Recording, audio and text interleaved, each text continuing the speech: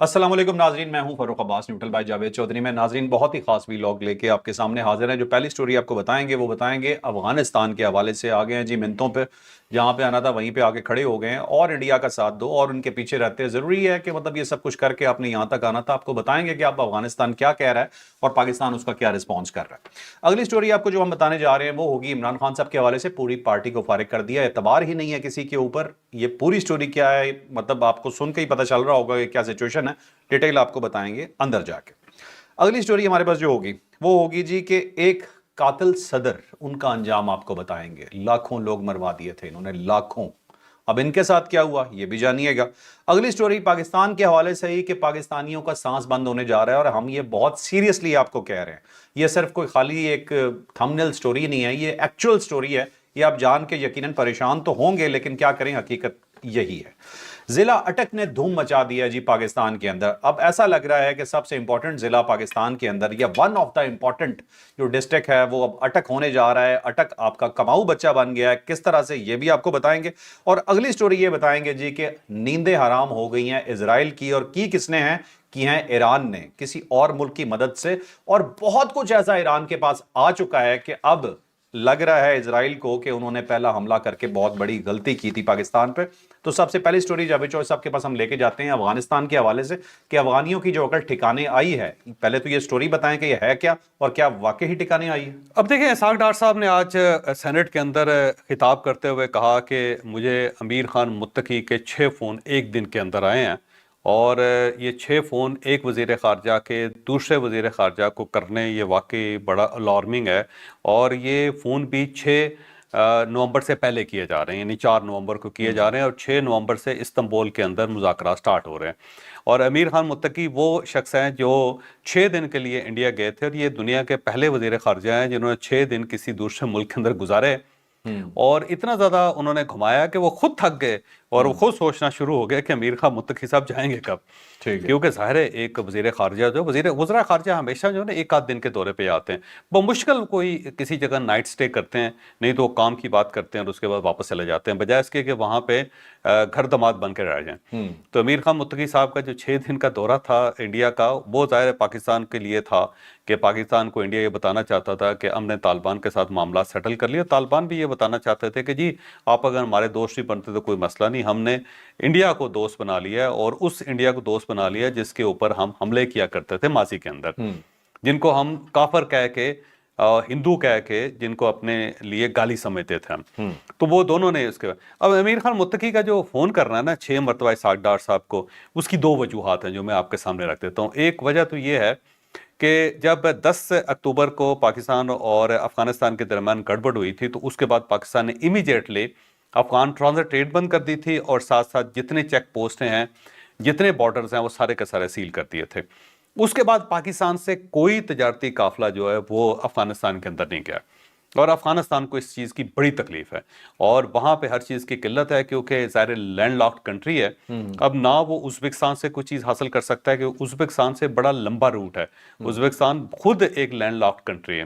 Tajikistan से कुछ नहीं हो सकता क्योंकि ताजिकिस्तान और रशिया के दरमियान बहुत ज़्यादा गैप है और कई मुल्क आते हैं जिसमें कजाकिस्तान भी आता है जो दुनिया का जो बड़ा तरीन मुल्क होता है ना, जो पहले 4, 5, 6 बड़े रकबे के लिहाज से मुल्क हैं। कजाकिस्तान भी उसके अंदर है। कजाकिस्तान का जो रकबा है इंडिया से बड़ा है।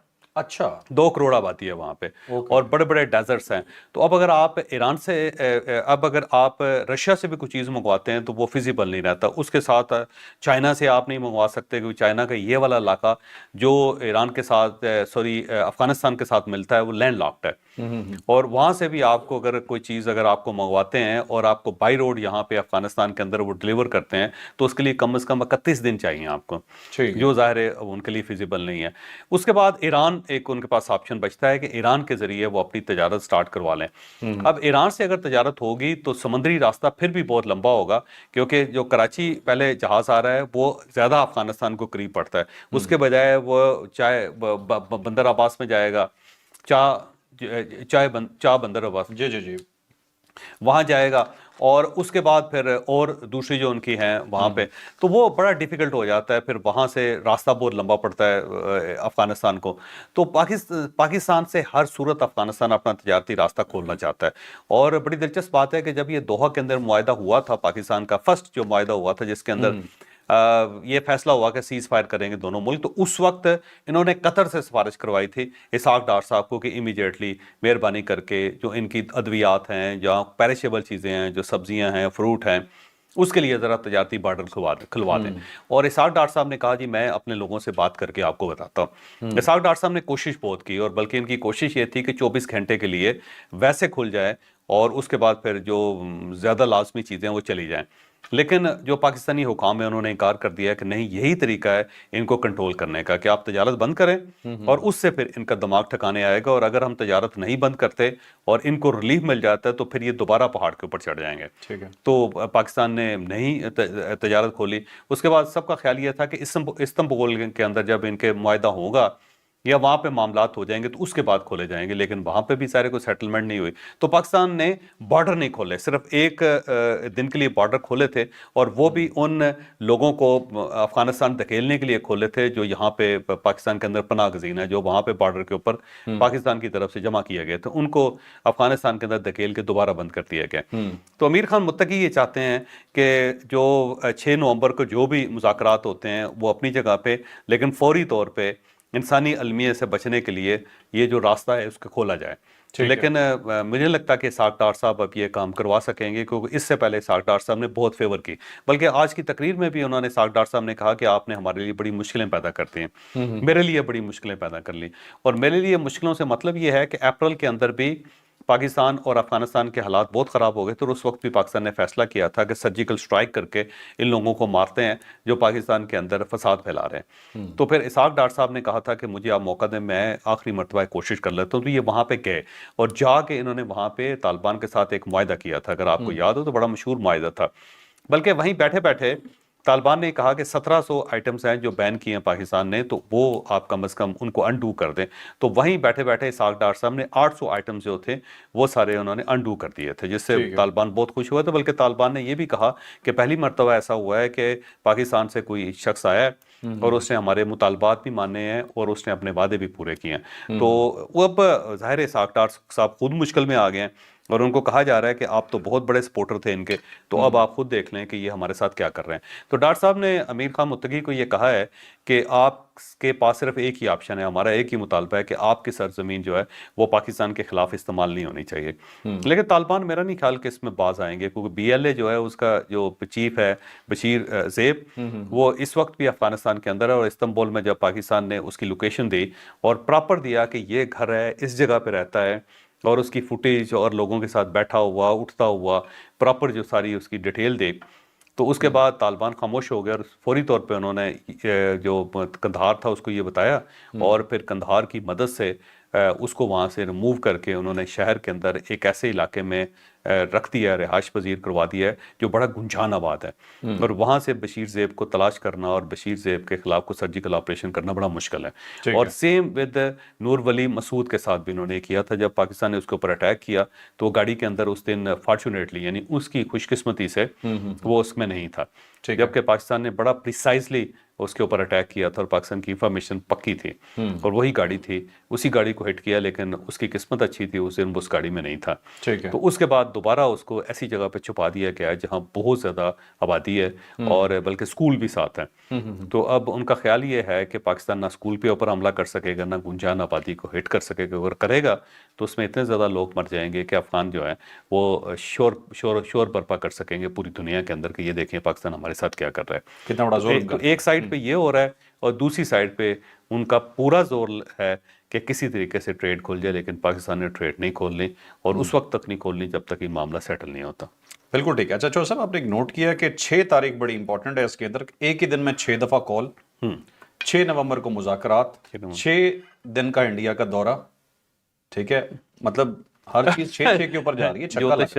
اب دیکھیں نا، میں نے جو پچھلا بھی لاک کیا تو اس کے اندر جو ہندو کیلنڈر ہے اس کے مطابق بتایا تھا کہ 6 نومبر کو کیا ہوگا، 6 نومبر، 8 نومبر، 12 نومبر. اسی لیے وہ جو اپنا ترشول ہے اس کا دورانیہ انہوں نے بڑھا کے 10 نومبر سے اس کو 13-14 نومبر تک لے گئے سر، کیونکہ اس کی وجہ یہ ہے کہ جو ہندوی کیلنڈر ہے اس کے اندر یہ دن بڑے امپورٹنٹ ہیں، ان دنوں کے مطابق وہ ہندی کیلنڈر کے مطابق چل رہے ہیں، آگے بڑھ رہے ہیں۔ اچھا، مودی بھی ویسے چھکا ہی ہے، ٹھیک ہے، اب جانتے ہیں چھکا کسے کہتے ہیں ہماری زبان۔ یار بس کریے۔ اچھا چلیں اب چلتے ہیں جی اگلی سٹوری۔ نیکسٹ سٹوری جی بہت امپورٹنٹ عمران خان صاحب کے حوالے سے۔ عمران خان صاحب ایک ایسی شخصیت بنتے جا رہے ہیں جو بہت ہی کمپلیکیٹڈ ہوگی جب بھی تاریخ پاکستان کی لکھی جائے گی، کہ ان صاحب نے ایسے لگتا ہے کہ اپنی پوری پارٹی فارغ کر دی ہے، پوری پارٹی پہ اعتبار نہیں ہے، اعتبار کیا کچھ نئے لوگوں پر، ایسے لوگوں پہ اعتبار کیا ہے کہ جنہیں دیکھ کے یہ کہا جا سکتا ہے کہ معاملہ شاید ان کے تھرو سلجھنے کی بجائے الجھ زیادہ جائے۔ اب یہ سلسلہ کیا ہے، ہم ایسا کیوں کہہ رہے ہیں، یہ بتائیں گے جاوید چوہر صاحب۔ اب عمران خان صاحب نے ایک میسج دیا ہے جیل سے اپنی پارٹی کو کہ آپ میں سے کوئی شخص جو اسٹیبلشمنٹ سے رابطہ نہیں کرے گا، کوئی ڈیل نہیں کرے گا، کوئی بات نہیں کرے گا، کوئی ملاقات نہیں کرے گا، اور اگر ملاقاتیں ہونی ہیں، کوئی ڈیل ہونی ہے یا بات چیت ہونی ہے تو وہ 2 لوگ کریں گے، محمود خان اچکزئی صاحب اور راجہ ناصر عباس صاحب۔ ان دونوں کا تعلق پاکستان تحریک انصاف کے ساتھ نہیں ہے، اور دونوں اپوزیشن لیڈر بنا دیے گئے ہیں عمران خان صاحب کی طرف سے، جو ظاہر ابھی تک نہ سینٹ کے اندر بن سکیں نہ قومی اسمبلی کے اندر بن سکیں۔ تو اسحاق ڈار صاحب نے کل ویسے درخواست کی ہے چیئرمین سینٹ سے کہ آپ جی مہربانی کر کے ان کا جو اپوزیشن لیڈر ہے وہ بنا دیں۔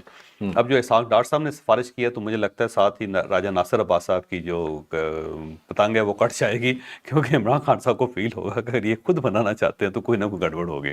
ٹھیک، تو بہرحال اینی ہو ان دونوں کو انہوں نے کہا ہے جی کہ آپ ان کے حوالے کریں، یہ بات کریں گے۔ لیکن اب محمود خان اچکزئی صاحب کے کبھی بھی اسٹیبلشمنٹ کے ساتھ کوئی اچھے تعلقات نہیں رہے، راجہ ناصر عباس صاحب کے بھی نہیں رہے، تو اب راجہ ناصر عباس صاحب سے کیوں اسٹیبلشمنٹ بات کرے گی اور محمود خان اچکزئی صاحب سے کیوں بات کرے گی، اور یہ کیا گارنٹی ہے کہ یہ دونوں اگر سیٹل کرتے ہیں اسٹیبلشمنٹ کے ساتھ اور عمران خان صاحب بھی مان جائیں گے؟ یہ بھی ایک بڑا سوال ہے۔ ہو سکتا ہے یہ کہیں گے جی بالکل ٹھیک ہے، ہم عمران خان صاحب سے بات کرتے ہیں اور اس سے معاملات کو سیٹل کرتے ہیں، عمران خان صاحب فوراً مکر جائیں کہ میں نے تو آپ کو کہا ہی نہیں تھا، آپ کو یہ غلط فہمی ہوئی کہ میں نے کو آپ سے کہا۔ تو عمران خان صاحب کی گارنٹی جو ہے دنیا میں کوئی شخص نہیں دے سکتا، وہ ان کے ذہن میں کوئی لہر آتی ہے اور اس کے بعد ہر چیز کو بدل کے رکھ دیتے ہیں۔ اور ایک سائٹ پہ یہ بھی ہے، ویسے خبر ہے یہ کہ محمود خان اچکزئی صاحب کو راجہ ناصر عباس صاحب کو کہہ رہے ہیں، اور دوسری سائٹ پہ جو ان کی لیٹسٹ ٹویٹ آئی ہے وہ بڑی خوفناک ہے، بڑی خطرناک ہے۔ انہوں نے سارے الزامات جو ہیں وہ فیلڈ مارشل کے کھاتے میں ڈال دیے ہیں۔ انہوں نے کہا جن سے بڑا ظالم آدمی آج تک نہیں آیا، اور یہ بڑے ڈکٹیٹر ہیں اور یہ ہیں وہ ہیں، بڑی لمبی چوڑی وہ ٹویٹ ہے جس کو پڑھا نہیں جا سکتا۔ اب اس ٹویٹ کے بعد اگر وہ یہ توقع کرتے ہیں کہ جی محمود خان اچکزئی صاحب یا راجہ ناصر عباس صاحب اسٹیبلشمنٹ کو راضی کر لیں گے جی عمران خان صاحب کے ساتھ سمجھوتا کریں، تو میرا خیال ہے بڑی بیوقوفی ہے۔ ایک سائڈ پہ عمران خان صاحب یہ کہتے ہیں کہ ہاتھ میں لائیں ان کے ساتھ، اور ساتھ ہی جو دوسری سائڈ پہ ٹویٹ آ جاتی ہے وہ زیادہ خوفناک ہوتی ہے، کچھ سمجھ نہیں آتی۔ شاید عمران خان صاحب درمیان سے کوئی ڈیوائیڈڈ ہیں، ان کا جو بایاں ہاتھ ہے وہ کچھ کر رہا ہے، دایاں ہاتھ جو ہے وہ کچھ کر رہا ہے، کچھ سمجھ نہیں آتی ویسے ان کے۔ اچھا چوہر صاحب، اوپینین جیسے آپ نے بتایا کہ اچانک وہ ایک لہر سی آتی ہے یا انہیں غصہ آتا ہے اور وہ بولتے ہیں اس کے اندر، اگر فیلڈ مارشل آج ان کے متعلق کوئی سافٹ پیغام بھجوا دے، ٹھیک ہے، یا کوئی ایک جسے کہتے ہیں نا کہ حکومت پاکستان انہوں کو ڈیل آفر کر کہ آ جائیں جی ہمارے کہ باہر آ جائیں جی، تو عمران خان صاحب کے لیے یہ ڈکٹیٹر ہی رہیں گے یا مطلب کچھ بہتر ہو جائیں؟ کیا دیکھیں اگر وہ رہا کر دیں اور ساتھ ان کو کہیں گے ٹھیک ہے پرائم منسٹر بن جائیں تو یہ تو ہیرو ہوں گے، اچانک ہیرو ہو جائیں گے، اچانک ہیرو ہو جائیں گے۔ اور یہ وہ اسی طرح کہیں گے کہ یہ جو چیف آرمی چیف ہیں یہ قوم کے باپ ہیں، اچھا فوراً اسی طرح کہیں گے جو وہ پہلے کہتے تھے۔ ان سے زیادہ جمہوری میں نے آج تک وہ آرمی چیف نہیں دیکھا، یہ فوراً کہیں گے، وہ بھول جائیں گے ماضی، جیسے جنرل باجوہ صاحب کو کہتے ہوتے پھر جنرل باجوہ صاحب کو کچھ اور کہتے ہوتے تھے۔ چوہر صاحب، پی ٹی آئی کے ورکر پھر کس چیز کے پیچھے بھاگ رہے ہیں؟ ورکر کے لیے یہ چیزیں جو ہے نا میٹر ہی نہیں کرتے۔ ورکر کمال ہے، وہ کہتے ہیں جو خان آج سچ بول رہے ہیں وہی سچ ہے، وہ پھر مان لیں گے، وہ پھر مان لیں۔ چلے ٹھیک ہے جی، کیا کہہ سکتے ہیں، یہ ہے جی پاکستان کی سیاست۔ اب چلتے ہیں جی اپنے نیکسٹ ٹاپک پہ، بہت ہی امپورٹنٹ ہے جی۔ ایک صدر تھے جی دنیا کے ایک بہت بڑے ملک کے، اور ان کے یار پھر یہ وائس پریزیڈنٹ ہے، یہ بھی نہیں میں بتاتا ہوں نا، کل بھی ایک وائس پریزیڈنٹ تھا، آج بھی ایک وائس پریزیڈنٹ جس کو پریزیڈنٹ کہہ رہے ہو یار، بتا دوں سٹوری، بتا دو۔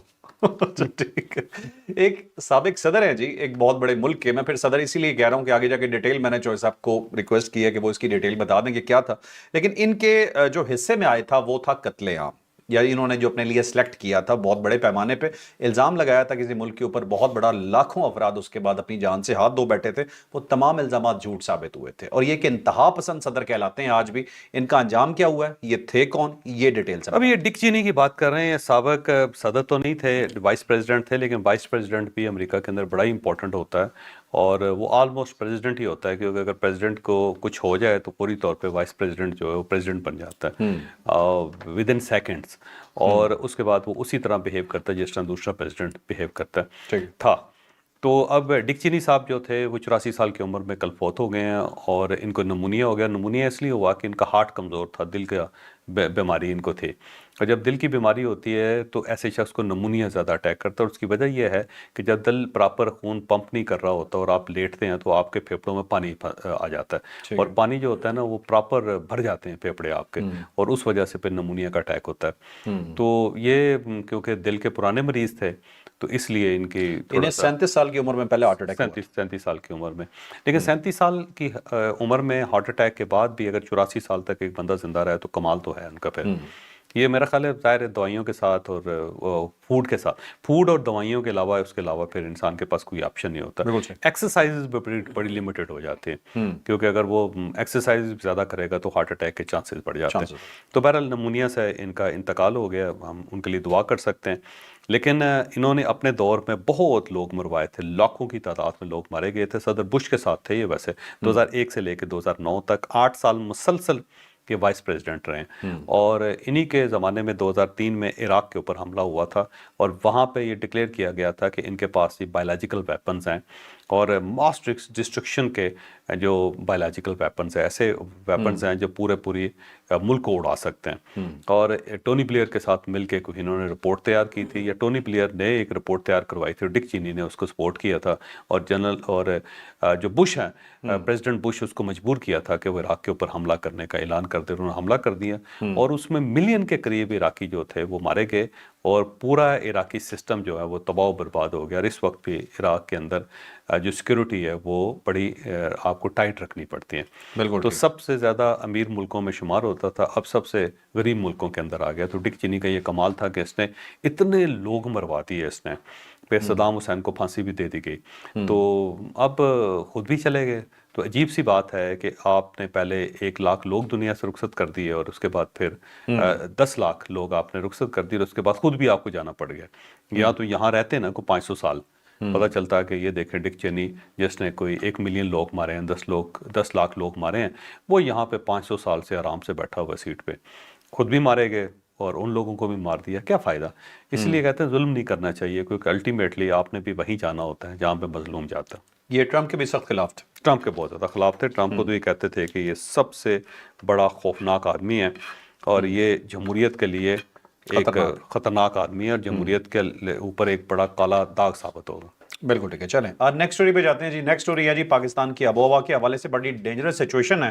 آپ کے منسٹرز نے آ کے بتانا شروع کر دیا کہ آپ کو کیا کرنا چاہیے، جو وہ بتا رہے ہیں یہ نسخہ مجھے تو ٹھیک لگ رہا ہے کہ ہونا چاہیے، لیکن جس صورتحال کو ملک پہنچا ہوا ہے اس میں قصور کس کا یہ بھی جانتے ہیں، اور جو مشورہ دیا جا رہا ہے آپ کو سانس لینے کے لیے بھی اب کچھ لینا پڑے گا، وہ ڈیٹیل کیا ہے وہ اسٹوری میں پتہ چلے۔ مریم اورنگزیب صاحبہ نے کل ایک پریس کانفرنس کی، اور انہوں نے کوئی پریزنٹیشن دی جس کے اندر انہوں نے آکسیجن کا سلنڈر رکھا ہوا تھا، اور انہوں نے کہا جی کہ یہ اب ہر گھر میں آپ کو یہ رکھنا پڑے گا، بالکل اسی طرح جس طرح آپ نے برتن رکھے ہوتے ہیں۔ مریم اورنگزیب صاحبہ کی بات 100% درست ہے، اس میں کوئی شک نہیں، اور اسپیشلی پنجاب کے اندر تو بہت ہی برا حال ہے۔ لاہور میں آپ سانس نہیں لے سکتے، آپ یقین کریں۔ میں اس پچھلے سیٹرڈے کو مجھے لاہور جانا پڑا، وہاں پہ میرے دوست عرفان جاوید صاحب، ان کے والد صاحب کا انتقال ہوا، تو میں تعزیت کے لیے گیا۔ چند گھنٹے میں وہاں پہ رہا، آپ یقین کریں کہ بہت ہی حالات خراب ہے، اور ابھی اتنا سموگ آیا نہیں ہے، اور ابھی تو آنے والا ہے، لیکن آسمان نظر نہیں آتا، آپ کو ایسا لگتا ہے کہ دھند میں پھر رہے ہیں آپ، اور سانس لیتے ہیں تو سیدھا ایک کیچڑ نما چیز جو ہوتی ہے نا وہ، یا ایک بڑا گہرا دھواں جو ہے وہ آپ کے پھیپھڑوں کے اندر چلا جاتا ہے، اور سانس خشک ہو جاتا ہے آپ کا، اور 2 دن تک آپ کی طبیعت خراب رہتی ہے۔ یہ حالت ہے وہاں پہ، اور یہ حالت صرف وہاں تک محدود نہیں ہے، اسلام آباد کے اندر بھی اب یہی ہو گیا، راول پنڈی کے اندر بھی یہ ہو گیا، اور پنجاب کے بہت سارے شہر ہیں جو اس لپیٹ میں آ گئے ہوئے ہیں۔ اب سوال تو یہ ہے کہ مریم اورنگزیب صاحبہ جو ہے نا وہ اسی طرح رونا پیٹنا کرتی رہیں اور کہتی ہیں جی بڑا ظلم ہو گیا، بڑی زیادتی ہو گئی، اور آپ یہ رکھیں اور آپ وہ رکھیں، اس سے مسئلہ حل نہیں ہوگا۔ گورنمنٹ کا کام رونا پیٹنا نہیں ہوتا، گورنمنٹ کا کام قانون بنانا ہوتا ہے، فیصلے کرنے ہوتے ہیں، اس کو امپلیمنٹ کرنا ہوتا ہے۔ امیڈیٹلی ان کو کم از کم پنجاب کو ہریالہ کرنا پڑے گا، پنجاب کے اندر ہریالی بنانی پڑے گی۔ اب یورپ کے اندر میں جاتا رہتا ہوں تو یورپ کے اندر ایک قانون ہے کہ اگر آپ کے پاس کھیت ہے تو اس کا ایک خاص جو حصہ ہوتا ہے اس کے اندر آپ نے جنگل اگانا ہوتا ہے، تو آپ کسی بھی کھیت پہ چلے جائیں تو آپ کو ہر کھیت کے درمیان میں ایک درختوں کا ذخیرہ نظر آتا ہے جس کو کوئی بندہ چھیڑ نہیں سکتا. وہ درخت ہیں وہ رہیں گے, اس کے اوپر پرندے بسیرا کرتے رہتے ہیں, اور وہ اس کی وجہ سے ایک پھیپھڑے کے طور پہ کام آتا ہے, ایک آکسیجن ٹینٹ کے طور پہ کام آتا ہے اس پورے شہر کے لیے. تو کوئی ایسا کھیت نہیں ہے جس کے اندر درختوں کا ذخیرہ نہ ہو. تو کم از کم گورنمنٹ یہ فیصلہ کرے, گورنمنٹ امیڈیٹلی پورا جو جی ٹی روڈ ہے یہاں سے سٹارٹ ہو کے جہاں پہ جا کے ختم ہوتا ہے اس کی دونوں سائڈوں پہ اگر کوئی مسمار کرنے پڑتے ہیں, کوئی آپ کو بلڈنگ کر کے وہاں پہ جنگل اگا دے. اور جنگل جو ہے نا وہ پراپر قانون بنایا کہ کوئی بندہ اس کو ہاتھ لگائے گا یا اس کے ساتھ گڑبڑ کرے گا تو 10 سال 15 سال اس کو قید کی سزا ہونی چاہیے, یا کم از کم وہ 10,000 درخت لگانے پڑیں گے اس کو. اور فصلیں جلانے پہ پابندی, فصلیں جلانے پہ مکمل پابندی ہے. اس میں جو پانی کا پولوشن ہے اس کو روکنا بھی اب ظاہر گورنمنٹ نے اس کے لیے کوئی قانون بنانا پڑے گا. اور اگر یہ نہیں بنتا تو آکسیجن جو ٹینٹ ہے یا آکسیجن جو ٹینکس ہیں ان سے بھی کام نہیں چلے گا, پھر موت پھر آبویس ہے. تو مریم اورنگزیب صاحبہ سے میری درخواست ہے کہ مہربانی کر کے لوگوں کو ڈرانا بند کریں, کام کرنا شروع کریں. اور کم از کم پنجاب کے اندر تو یہ فیصلہ کر لیں. یہ ہر بار جو کہا جاتا ہے جی دیکھیں ہم نے اتنی شجرکاری کی ہے اور آخر میں پتہ چلتا ہے کہ وہیں کے وہیں ہیں اور ہم نے کچھ نہیں کیا, تو اس کے بارے میں تو کچھ آپ مہربانی کریں کہ فیصلہ کریں کہ ہر شہر کے اندر یہ ہوگا اور کوئی شخص درخت کو ہاتھ نہیں لگائے گا. درخت کو قتل کرنا انسان کو قتل کرنے کے برابر ہونا چاہیے. درخت کاٹنا جو نا اس کو کہہ دیں کہ یہ قتل ہے ایک انسانیت کا. لیکن جو سب ایک چیز مجھے لگتا ہے کہ ایڈمٹ ہمیں کرنی بھی چاہیے کہ باقی صوبوں کی بنسبت پنجاب کے اندر کام بہتر ہوتا ہے. نہیں اس میں کوئی شک نہیں, لیکن اس کے باوجود پنجاب میں صورتحال دیکھ رہے ہیں نا, اس بہتر کام کا کیا فائدہ. 12 کروڑ آبادی بھی آپ کی, وہ بھی تو دیکھیں نا آپ. اور جس طرح ڈینس آبادی ہے بالکل اس طرح لوگوں کے اوپر چڑھے ہوئے ہیں, مکان کے اوپر چڑھا ہوا ہے. آپ دیکھیں تو اسے کسی جگہ پہ بھی جا کے اوپر سے ایریل ویو دیکھیں نا کسی شہر کا, آپ کو دیکھ کے ڈر لگتا ہے کہ یہ کہاں آ گئے. اچھا اس میں بھوٹان کی مثال بہت زیادہ. بھوٹان دنیا کا واحد ملک ہے جس نے جو کاربن ہے اس کو زیرو کر دیا, اور ان کا ایک پرائم منسٹر آیا تھا, اس نے پالیسی بنائی اور پالیسی بنا کے اس نے ایسا ٹرن اراؤنڈ کیا اپنے ملک کو. اور وہ مونک تھا, یہ جو بدھسٹ تھا وہ, اچھا, اور اس نے بالکل ہر چیز بدل کے رکھ دی. تو مریم اورنگزیب صاحبہ کو چاہیے کہ بھوٹان جا کے دیکھیں اور بھوٹان سے جو ان کا فارمولہ ہے اس کو لے کے آئیں. کو ٹائم ان کو زیادہ لگا, لیکن اگر آج سے ہم سفر سٹارٹ کریں گے تو الٹیمیٹلی کسی نہ کسی منزل پہ پہنچیں گے, ورنہ ہم نہیں پہنچ سکیں گے. آپ کو یہ جان کے حیران ہوگی کہ حیرت ہوگی کہ دنیا میں سب سے مہنگا ویزا جو ہے نا بھوٹان کا ہے. اچھا, چھوٹا سا ملک ہے, سارک کنٹری ہے بالکل, اور ہمالیہ کے بالکل دامن میں ہے. تو سب سے مہنگا ٹورسٹ ویزا دے رہے ہیں وہ. اچھا, اور ٹورسٹ ویزا کرنے کا ایک دن $100. اچھا, آپ وہاں پہ ایک دن رہنا چاہتے ہیں $100, 2 دن رہنا چاہتے ہیں $200 کا ویزا, 3 دن رہنا چاہتے ہیں $300 کا ویزا, 4 دن رہنا چاہتے ہیں $400 کا ویزا. اور جو ٹورسٹ آتا ہے اور جو ویزا وہ دیتے ہیں اس کی جتنی رقم ہے وہ ساری انوائرمنٹ پہ لگتے ہیں. اچھا سیم اس طرح یورپ کے اندر یہ ہے کہ جو سگریٹ کا ہوتا ہے نا, سگریٹ بڑے مہنگے ہیں یورپ کے اندر, تو وہ جو ٹیکس گورنمنٹ وصول کرتی ہے اس ٹیکس سے وہ ہسپتال چلا رہی ہے. ہاں تو آپ ایسا کریں نا, آپ یہ جو پیٹرول ہے اس کے اوپر آپ نے ویسے لیویج لگائی ہوئی ہے, لیکن آپ بے شک 10 روپے ایکسٹرا لگائیں اس کے اوپر, اور وہ سارے کا سارا جو پیسہ ہوگا وہ کسی اور چیز پہ نہیں لگے گا, وہ صرف اور صرف انوائرمنٹ پہ لگے گا. تو آپ کریں نا, لیکن یہ انشور ہونا چاہیے, انشور ہونا چاہیے. پتہ چلتا کہ پیسے کسی چیز کے لیے لیے جا رہے ہیں اور لگ کسی اور مد میں. ابھی بھی جو انوائرمنٹ کے لیے پیسے ہیں وہ کون سے خرچ کیے ہیں کسی نے, سارے جل سازی.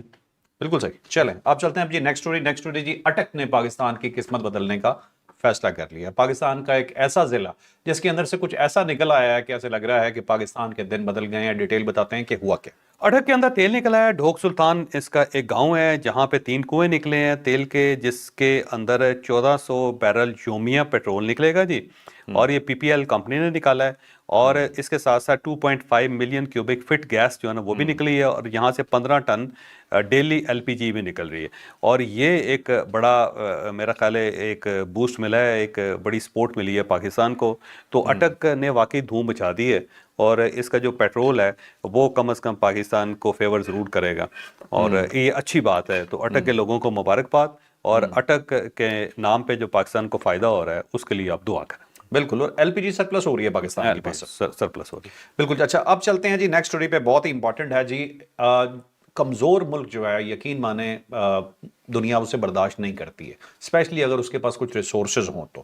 اگر آپ فوجی لحاظ سے کمزور ہیں تو آپ سمجھیں کہ آپ انڈر تھریٹ ہیں۔ یہی ہوا کچھ ایران کے ساتھ، ایران کو فوجی لحاظ سے کمزور سمجھا گیا، اسرائیل نے حملہ کر دیا، شاید امریکہ بیک پہ تھا، بہت ساری سٹوریز ہیں، لوگ اس پہ بات کرتے ہیں، لیکن آگے سے جواب بہت اچھا دیا، ان ایکسپیکٹڈ جواب تھا۔ شروع میں نقصان ضرور ہوا ایران کو، لیکن بعد میں انہوں نے ایک دفعہ ٹھیک ٹھاک دھلائی کر دی۔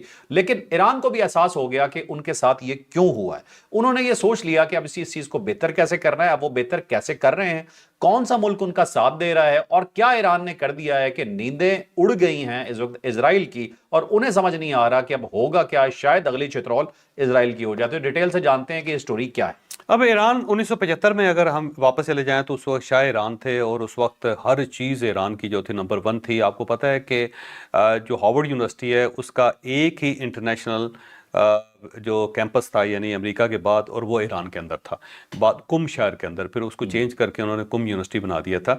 تو اتنا زیادہ ڈیولپ تھا اس وقت، ان کی جو ایئر فورس تھی وہ لیڈنگ ایئر فورس ہوتی تھی دنیا کے اندر 1975 تک۔ اور اس کے بعد اس طرح ہوا کہ ظاہر ایران کے اوپر پابندی لگ گئی، وہاں پہ انقلاب آ گیا، ایران پہ پابندی لگ گئی، تو ان کی ایئر فورس ختم ہو گئی، یعنی ان کے پاس کوئی ایسے جہاز نہیں تھے، فائٹر جہاز نہیں تھے کہ جس سے وہ مقابلہ کر سکتے، اور ڈیلیبریٹلی یورپ نے اس کی ایئر فورس ڈیولپ نہیں ہونے دی۔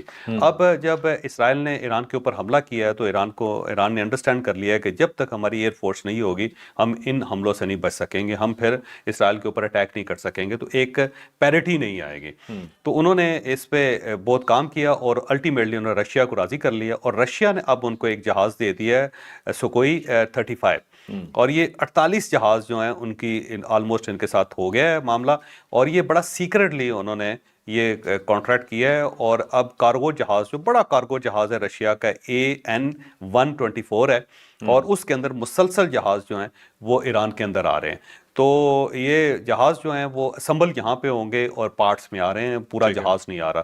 اور اب یہ جو ہے باقاعدہ ایک جاسوسی کے ذریعہ پتہ چلا ہے، اور بڑا رشیا نے بھی چھپایا ہوا تھا، ایران نے بھی چھپایا ہوا تھا۔